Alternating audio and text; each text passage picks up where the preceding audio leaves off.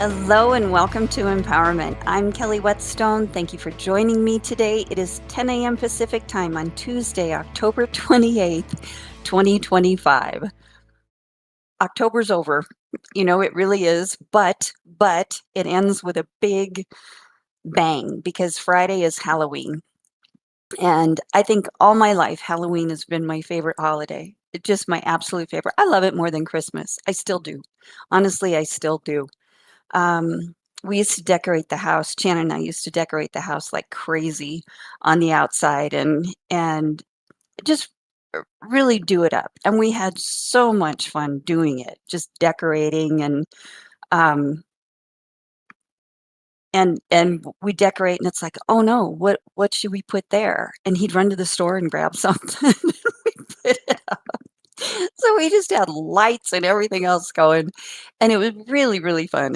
And the trick-or-treaters or actually, better said, their parents really loved it. Trick-or-treaters just want candy. Lights let them know that there's probably candy wherever the lights are. But I was thinking about it yesterday as I started to get my thoughts together for the show. Um, and I remember my favorite year was actually 2020. It was the first Halloween after we'd remodeled the house, and the first year that we had a courtyard. And that sounds courtyard sounds so foofy, but it really isn't. My house it was built in 1951. It's a mid-century modern, which means it's slab on grade. It's a big rectangle.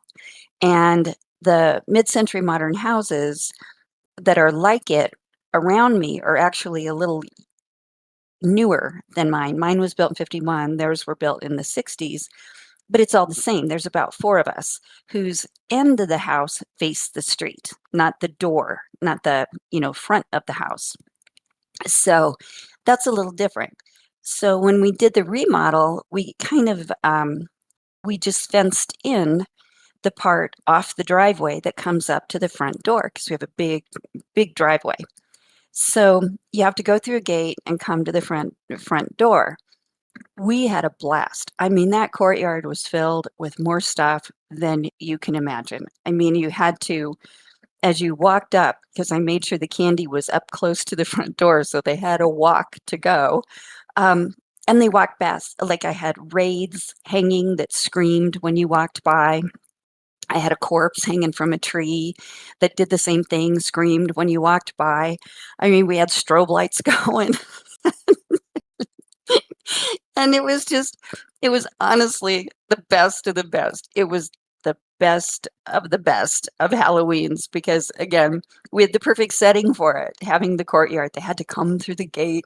We put big trick or treat banners on the outside of the gate so they knew what to do. And the parents that came, I remember I got the biggest kick out of the parents that came. And again, remember, this is 2020. And that was another reason that this was the best Halloween because the people that came, it's kind of like I remember one Halloween when my son was about 8 years old, 7 years old, and I've told this story a million times. He didn't want to go trick or treating.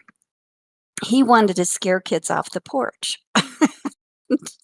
And I said, you and I are going trick or treating. I don't care what you think. And it was snowing, but, and we lived in North Denver at that time. And I ended up we put makeup on, like Day of the Dead makeup, and we went trick-or-treating, and it took him about 3 houses to get in the groove of it, but he did. So, I think there were the looks on the parents' faces were probably as or more excited than the kids, that they were out trick-or-treating, and trick-or-treating seems to be like a dying thing because there's trunk or treating and my grandkids do that. They do it in the parking lot of their school, and that's all great, but man, going tromping through the neighborhood and ringing people's doorbells, and I mean, that's just pure bliss as far as I'm concerned. I mean, it's just I just hope, and I know that there are parents that bring their kids around, but this year I did get candy. Last year I didn't, and the year before I was just not in that space. But I do have candy, and I'm gonna open that gate and have all my lights on. I didn't decorate or anything because it's really not fun without somebody else to do it with. You know, you need a partner in crime, so to speak, or at least I do. Um, but I will have candy, but there just aren't many trick-or-treaters. But, back to my story, that way I digress. It was, the thing that I noticed about Halloween 2020 was not just that we went crazy. We went crazy because we had a new playground, so to speak. You know, we had a new blank slate to play with. But, but there were far more houses in the neighborhood decorated for Halloween. I mean, they were just it was noticeable, and I mean really decorated. And I think it was because it was a great creative outlet and the best opportunity in the world to be childlike and silly. And we needed that. We needed that year more than any other year. And people took advantage of the fun and the spirit of Halloween. And I think it was just ended up to be just a cool circle of giving and receiving because it's just fun. It's fun. There is nothing like Halloween, nothing like Halloween. But I remember as a kid, it snowed every Halloween. It snowed every Halloween. Now, I know, thinking back on it, that's probably not true, but that's my story, because I only remember ever wearing a big old coat over my Halloween costume to go trick or treating. It was cold, it was snowing, and we trudged through the snow or it had snowed and it was cold and we had to wear bigger coats. But, it's kinda interesting because Colorado, you never know. We hardly everybody wishes for a fall when fall comes, I think, in Colorado, because sometimes it just goes right straight through, to winter. It just we get a freeze early, and actually, kinda right on schedule with my Halloween growing up Halloween story, the weather changed here yesterday yet again. Like, changing weather here is some big deal. Um, it has been absolutely the most beautiful fall. Absolutely gorgeous trees, gold and red, like cherry red, whole trees, just this gorgeous deep red. And I thought it would all end last night because we had our first hard freeze. And the last time that happened, my vines, I have my Virginia creeper that cover my whole fence in the backyard, and they're beautiful. And of course, the oldest part of them is really, really thick and still green. And then as they travel down, as they creep down the fence, hence the name, they get thinner and thinner until they fill out more next year and following years. So the thinner part at the end were red and gold and really beautiful and heading toward the thicker part.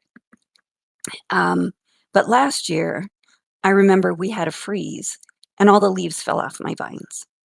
I had these gorgeous zinnias and they all just died. I mean, it was like blink of an eye. Today they're beautiful, tomorrow they're sticks. So I thought that would happen last night, but it didn't. We had our freeze, but and the leaves at the end that were already done let go. And there were a lot more leaves on the ground when Grace and I went for our walk this morning in 31 degrees, but everything is still beautiful. The trees still have their gorgeous colored leaves, and it's just a happy Halloween time. It just really is. So that's my excitement to begin the show. I have way more excitement going on later in the teaching segment, but just a reminder, thank you again for joining me today. The show is live on 12radio.com and streaming on YouTube. If you'd like to join the chat, just go to 12radio.com and click chat, then click the YouTube link posted under my banner. You can also subscribe to my channel. And that is on youtube.com. I don't do readings on the show, but if you would like a reading or healing from me, you can find me every day on 12listen.com. I'm usually available mid to later morning Pacific into the evening. If you don't see me or if I happen to be busy, just schedule a call, put in a callback request. I'm notified immediately via text, and I will get back to you as soon as I possibly can. My Autumn Abundance time-based session is still up and available, and that's just where we work on removing limiting beliefs that would interfere with your ability to receive, because this is an abundant, beautiful time of harvest, and to be in that energy is just fantastic. So that's the purpose of that time-based session. And just a reminder that we do have on 12Listen reduced rates on calls and chats a few times a week, typically Wednesday, Friday, and Sunday, and the 12th of each month, which is 12 Day. And of course, this Friday, we will be celebrating Halloween. I'll be online about 10:30, 11 a.m. Pacific into the evening, and I would love to talk to you. If you want to be notified of our specials, go to 12listen.com and sign up for 12 promotions. Leave your email address. That's all that entails. And I just want to thank you again for listening today, however and whenever you do. There's programming on 12radio.com 24/7. And there are archives of all the shows from all the hosts in the on-demand section at 12radio.com. You can download them anytime you want. 12 Radio is a great source of inspiration, information, and support. So I encourage you to take advantage. And I want to say thanks to Serena for producing the show today and for all that she does for us on 12 Radio. And let's move into the teaching segment, which I am really excited about, by listening to a song called In the Cloud Lodge by David and Steve Gordon from the Buddha Lounge 2 CD and Sequoia Records. Enjoy it for a few minutes. It's our segue into the teaching segment, and I will be back right after. Thank you again for being here. You're listening to Empowerment. I'm Kelly Whetstone. We'll be right back.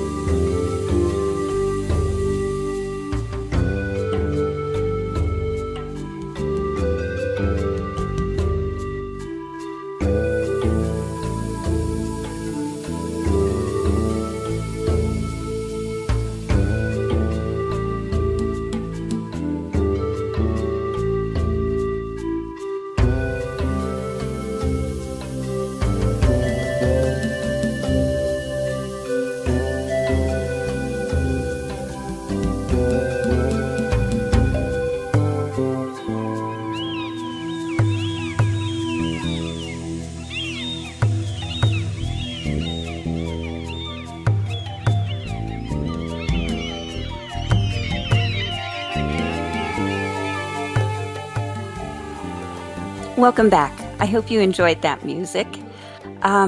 Last week, I talked about emotions, feelings, and moods. Pardon me, from three different standpoints: scientific, empathic, and spiritual. The spiritual source was a book called The Great Prayer by Dr. Irvin Seal, which is an esoteric interpretation of the Lord's Prayer.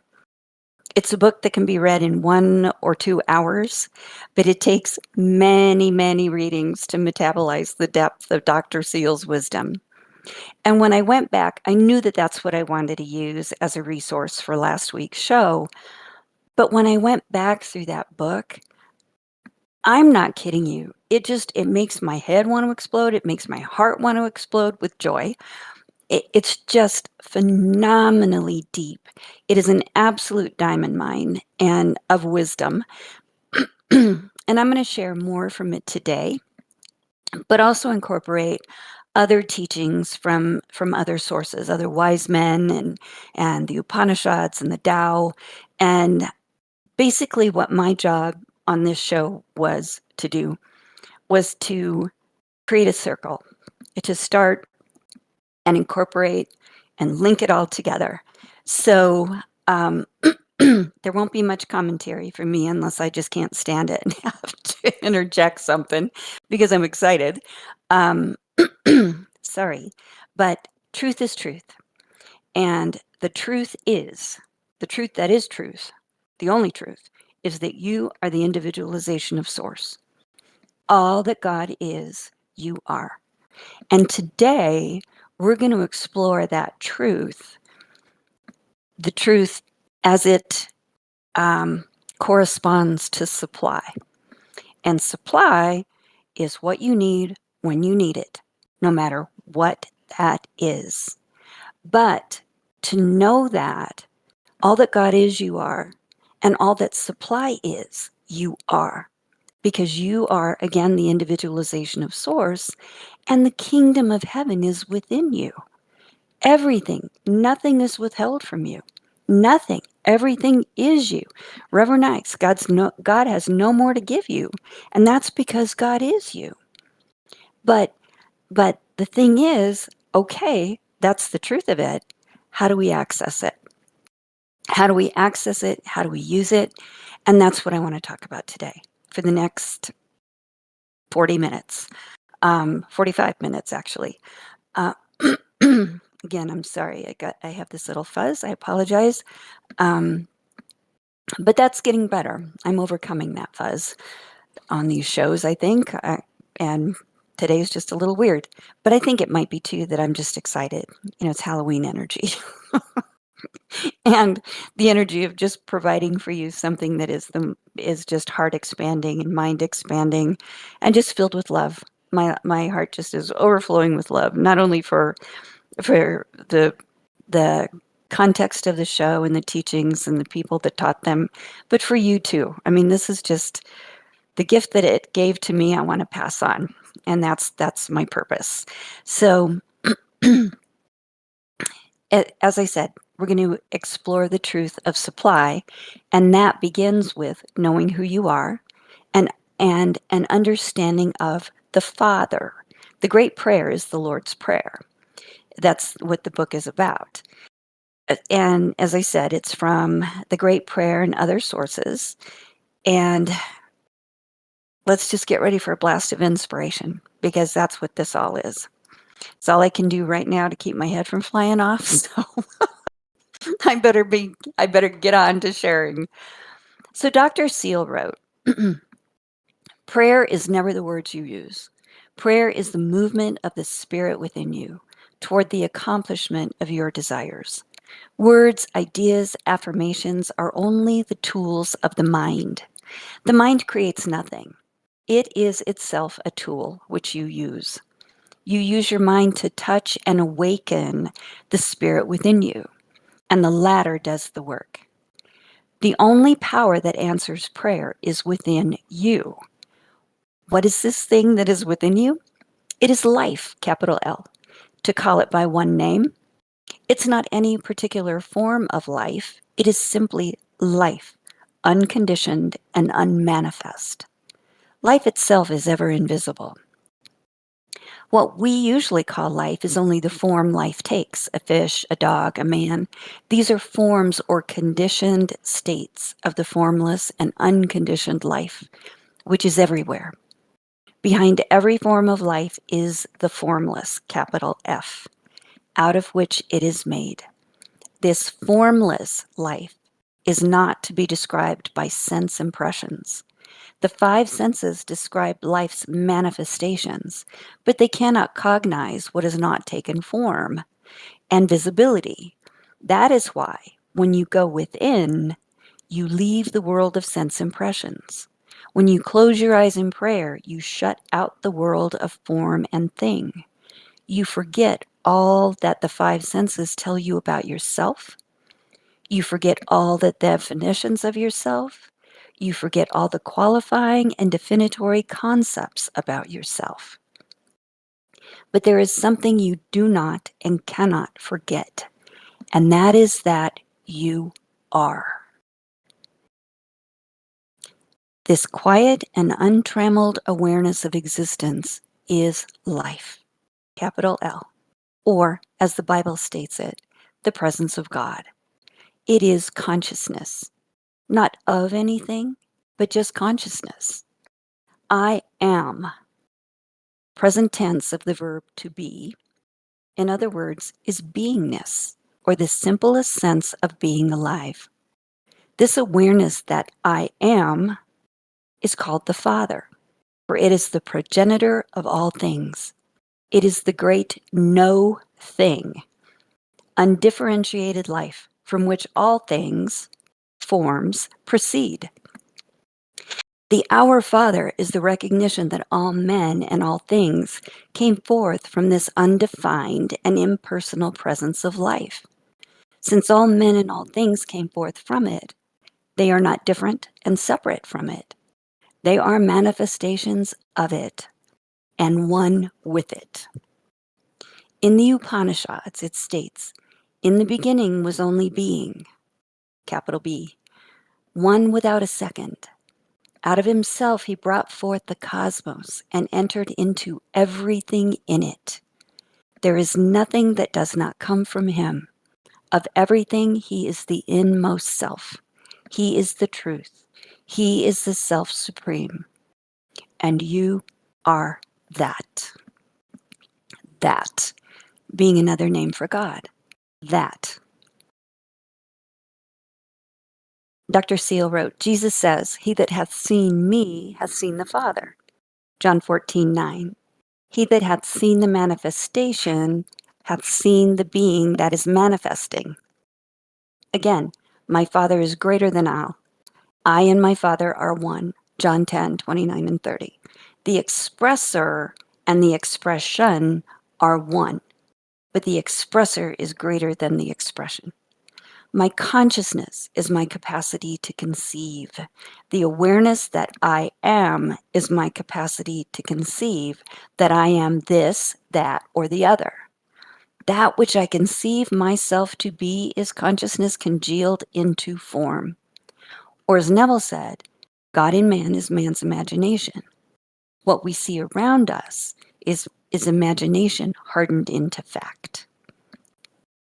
Paragraph 1 of the Tao Te Ching says, "The Tao that can be told is not the eternal Tao. The name that can be named is not the eternal name. The nameless is the source of heaven and earth. The named is the mother of the 10,000 things. Desireless, one may behold the mystery. Desiring, one may see the manifestations. Though one in origin, they emerge with distinct names. Both are mysteries, depth within depth. The threshold of all secrets." This knowledge of the Father as the power of causation within yourself, this is Dr. Seal, is the most wonderful wisdom you can possess. It is the mystery hidden from all generations. So I do want to interject something here, especially with the Tao. Desireless When we go in, we connect to the presence of God within us. When we go into the secret place of the Most High, which is our consciousness, our for me and in my education, and that makes the most sense, it is an inner sanctuary, and it's in my sixth chakra. It's in the center of my head. The sixth chakra is completely neutral. It is our imagination space, our clairvoyance space. But that is where we can set up an inner sanctuary.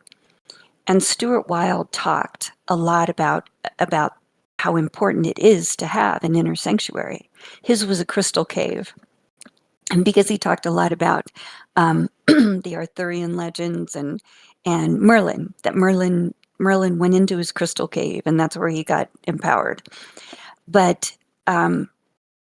this is really, I think it's important to make this distinction between, the Father and the Son being the manifested thing. But the thing that manifests only manifests through desire. So whether it's good, bad, or indifferent, what if we're worried about something and we're focused on it, what we're conscious of being, we will experience in our life. It will manifest in our experience. It has to. That's our consciousness is cause of every single thing that we see in our surroundings, that we experience in our lives, to include our feelings and our thoughts and our concerns and worries. And the more we focus on our concerns and worries, the more we see them, and they prove to to us that they are valid. They are not valid unless we believe them, unless we have the feeling of being them. I mean, that's it. You go into that quiet space and just you go into that quiet space to just be and to feel the movement of spirit. And that movement of spirit is a different feeling than say feeling happy because something happened or feeling concerned because something may happen. It's a different feeling, and I can't quite explain it. Although it's like I shared last week, this whole experience of being alive is feeling. And the only way we experience God is through feeling. But this is a feeling that is like every part, to me, to explain it from my experience, is it takes over. And I had an interesting experience of it last Saturday.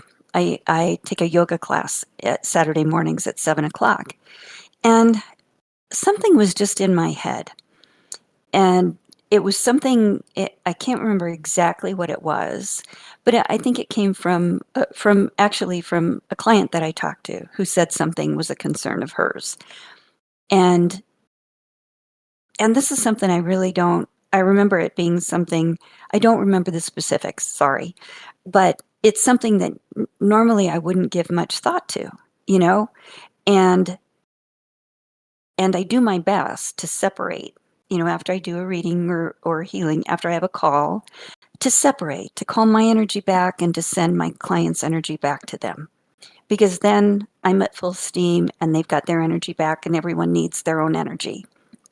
So for some reason, that was a little piece that kind of stuck in my consciousness. And so it was, I noticed I'm in yoga, right? I'm doing my yoga, my stretches, and this thing is kind of nagging at me. And I just gave it away. This isn't, this is not mine. This is not me. It cannot be me. It cannot be me. Again, truth. All that God is, I am. This can't exist there. It can't. It's why, again, why we cast a burden of anything that's bothering us on the Christ within, which is the infinite self. And we go free because it cannot exist in the infinite self, because it is error. So we pass it on to the thing that that is the truth of our being. We're just fooled for a minute when we think that we're susceptible to something or something can affect us in the outer world. We're just fooling ourselves for a minute. We're in our human consciousness, in our restricted limitation, small human mind. Um, but that's okay because we're in an incarnation. It happens. I mean, there's no judgment in that, and there's no self judgment when that happens. What we do, the way we get out of it, is we recognize it, and then we go back to source. We go back to the feeling of oneness with all that is, that gorgeous peace within us. But anyway, during yoga, I just kind of like went, wait a minute, I'm not having this. And I gave it away. And I felt, talking about that feeling of spirit, it was like this beautiful stream of water that just gently came over me and just flowed from the top of my head down through my body and just shifted my energy all the way to my feet. And that just happened while I was in yoga class doing yoga. But it had nothing to do with the yoga. It had to do with, wait a minute, this is not mine and I'm not taking it. And it was just, and I'm just in there when that happened and I'm just smiling to myself going, thank you, Father. Thank you for my healing. Because that's healing. That is healing. That shift in consciousness, you feel it in your body, and that is healing. And when you're, again, I'm going to get back to this because I've got a lot to share, but I just wanted to talk about that. Desireless, we may behold the mystery. In other words, that's just going in and practicing the presence. There's no other desire other than just being with God. But desiring is the shift. Like my desire was to be out of that crazy naggy worry thing that I was experiencing. That was my desire. So there is desire, but there's no asking for things when we go in and practice the presence. It's just being there. Being there. If God doesn't know what we need, who does? Right? If there's something bothering us and we go in to practice the presence and we get quiet, that has to leave because it's a barrier between us and that feeling of oneness and wholeness and pure joy and peace.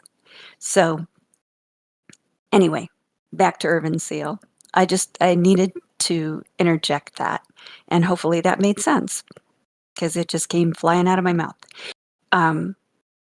As I said a minute ago, or as I read a minute ago, I should say, this knowledge of the Father as the power of causation within yourself is the most wonderful wisdom that you can possess. It is the mystery hidden from all generations. Christ in you, the hope of glory. Colossians 1:26-27. He wrote, this inner place of life unmanifest is called heaven in the Bible. Here, Jesus locates the Father, which art in heaven. Heaven is the rarefied state. Earth is the formed or manifested state.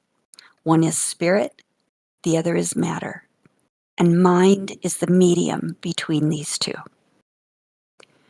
The Chandogya Upanishad says, in the city of Brahman is a secret dwelling, the lotus of the heart.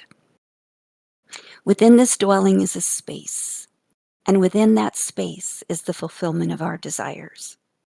What is within that space should be longed for and realized.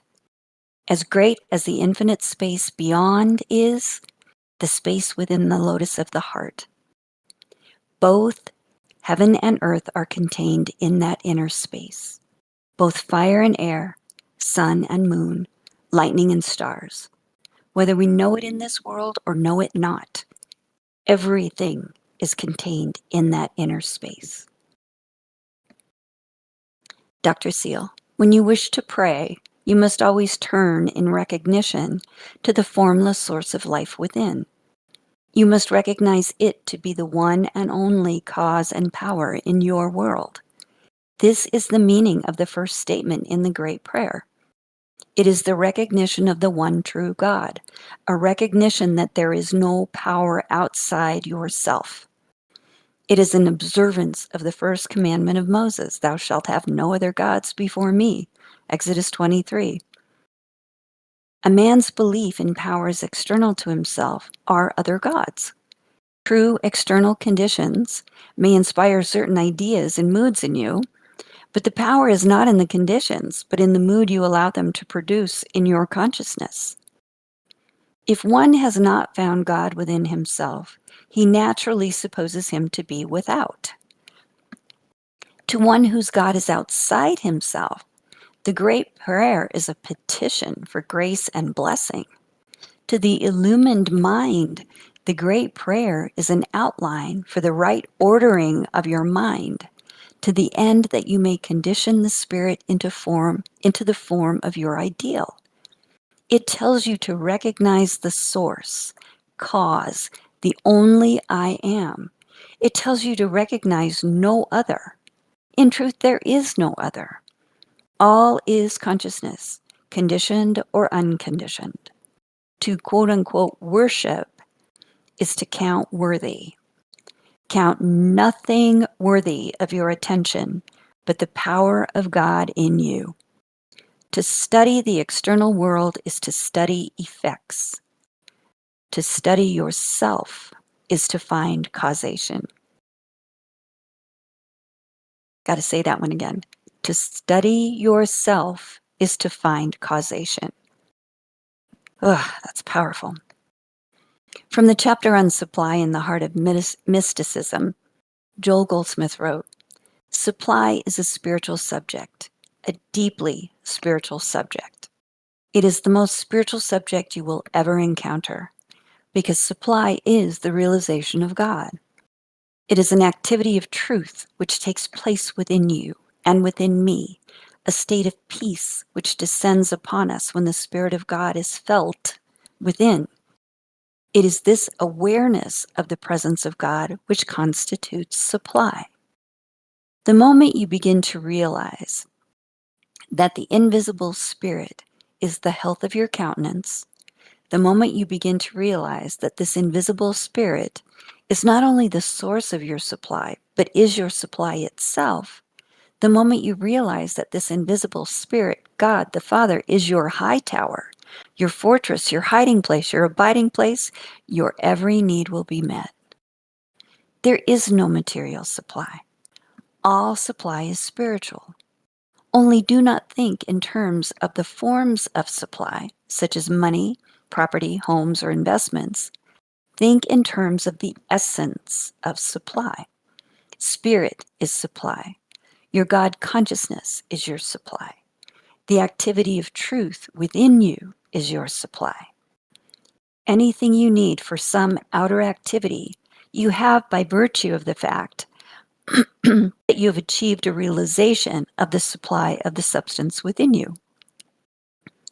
Once you have the substance within you, that is the realization of the feeling of the presence of that substance, everything you need on the outer plane is provided. These are the added things.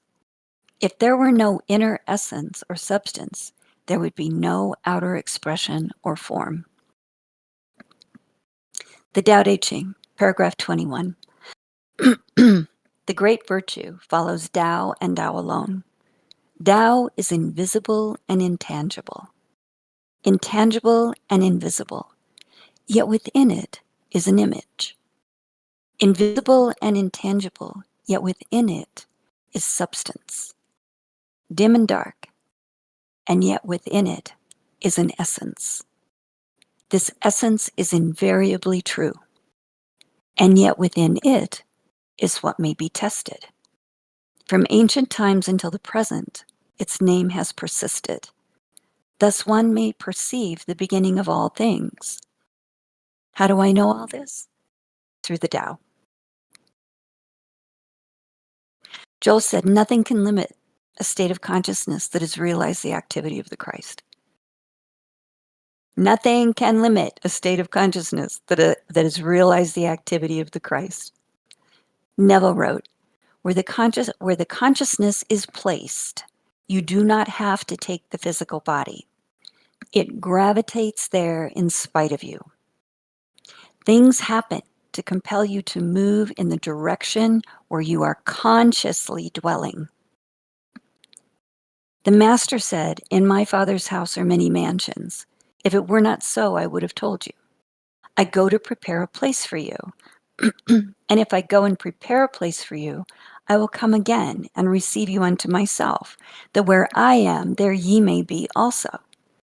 The many mansions are the unnumbered states within your mind, for you are the house of God.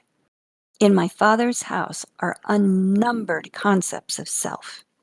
You could not in eternity exhaust what you are capable of being. And that's Neville. And Neville is all, Neville's another one. Oof, deep pool of wisdom and knowledge and gorgeous mysticism. But that's, here's Neville. Here's a quote from Neville. You wear the mood of the wish fulfilled until it becomes natural. In other words, until you know it is just part of you. And once it is natural, nothing can stop it from coming into consciousness, into physical reality, I should say, into manifestation. So I just want to read that beginning part of that quote from Neville. Where the consciousness is placed, you do not have to take the physical body. It gravitates there in spite of you. Things happen to compel you to move in the direction where you are consciously dwelling in your consciousness, dwelling in your consciousness, in what you want to experience. Dr. Seal, unfulfilled desire is the real trouble behind every human problem. Disease of the flesh is a disease of the mind. Inability to get along with other people is the inability to get along with one's own thoughts. When desire quarrels with environment, some upheaval is the natural result. To have in your world the conditions you desire is happiness. The promise of Jesus is explicit and unequivocal. All things, whatsoever ye shall ask in prayer, believing ye shall receive. Matthew 21:22. There is a power at your command so great that you can bring any desire into manifestation. True, you may find that when you have brought it into manifestation, it is not the good thing you thought it was. Nevertheless, your power to do so is not limited. You have the power to change any condition and to bring forth something better. Peace of mind is the real, all-inclusive desire of man. But peace of mind comes only with the discovery of power. It is not the houses and automobiles and fur coats that anyone wants so much as the consciousness of his power to have these things. Man's desire for things becomes intense because he thinks he's obstructed in getting them. As long as a man cannot have what he desires, the desire for it becomes an inward fire, burning to destruction. It is the only hell there is. Put him in touch with a power that can give him his desire, and the suffering ceases. He is at peace. Inward peace is the goal of every life. This peace comes only upon the heels of the consciousness of power, the power to do, to be, and to have. It is a spiritual power which does not and cannot invade the freedom of another. The man with knowledge of the law is not tempted to hurt, injure, or limit any other man. Why should he? Knowing his absolute and unqualified capacity in God to obtain what he desires, he sees that no man can prevent his attainment. Knowing that all things come out from God within him, why should he try to get them in any other way? Thus, a man of spiritual understanding is no longer under the temptation to hate, to injure, or to limit another's actions. He does not envy. He has the know-how of prayer, and this know-how is peace in his heart. He fulfills all desires at the place of their origin, within himself. This is prayer. It is everywhere set forth in the Bible. It is summarized in the Lord's Prayer. The great prayer of Jesus is not a formula of words, it is a guide to feeling. Its words are not the prayer itself, but only the guide to prayer. It is a formula for mental action. It tells you what to do, what definite steps to follow in prayer. When thou prayest, enter into thy closet, and when thou hast shut the door, pray to the Father which is in secret, and thy Father which seeth in secret shall reward thee openly. The Lord's Prayer cannot properly be considered apart from this introductory direction. Prayer is for the purpose of changing things. No environmental change can be made until there's a change in the consciousness. For the environment of any individual is the expression of his consciousness. When you feel the need to pray about anything, it's because something in your world needs changing. You may be agitated or concerned or feel the beginnings of fear or worry. Any one of these feelings is a state of mind which must be changed. You pray in order to get into another state of mind, another dimension of consciousness. Prayer is a psychological change. And to complete the circle with Dr. Seal, this is the section of the great prayer that is, hallowed be thy name, is the title. The Lord's Prayer is a formula for conditioning the unconditioned consciousness. The clause, quote unquote, hallowed be thy name, means to give a specific name to this nameless beingness which you are. It is all things to all men, but it is something particular to each man. The state of consciousness in which you now live is the conditioned state of the unconditioned and formless one. I got to repeat that. The state of consciousness in which you now live in this moment is the conditioned state of the unconditioned and formless one. It is the nameless one assuming a name or designation. It is the great unseeable wearing a vesture which men see. The quote-unquote hallowed state means an individual consciousness abiding in peace and confident quietness. This should be the state of your consciousness at all times. Whenever you find that this is not the state of your mind, it is time for you to pray. When you pray, you return to this quiet, confident state, believing in all things good, fearing nothing that suggests harm. This is how you hallow the name or nature of God within you. It is entirely a matter of feeling. When you are convinced that feeling is the motion of God and there is no other power, it will be easy to return to stillness. Now, whatever God is, he is identical with life, capital L. And life can have only one tendency, and that is to express itself. To say that life seeks to express itself in death is a contradiction. To say that life can have any directional tendency toward any limitation is a contradiction. Life is a oneness or unity, and it seeks to express that unity in the formed world. The individual's desire for health or better living conditions, or for higher expressions of himself, cannot be repugnant to the general program of life. After all, where did he get these desires? They are universal with all men. They cannot be anything but the push of life to realize itself in expression. The promises of God that you can have these things are not in the Bible alone. They are in you. They are life yearning and aspiring toward realization in physical form of all that it inwardly feels itself to be, which is limitless. That's my interjection. See this clearly, and you will know the true love of God for man. It is the love of life for manifestation.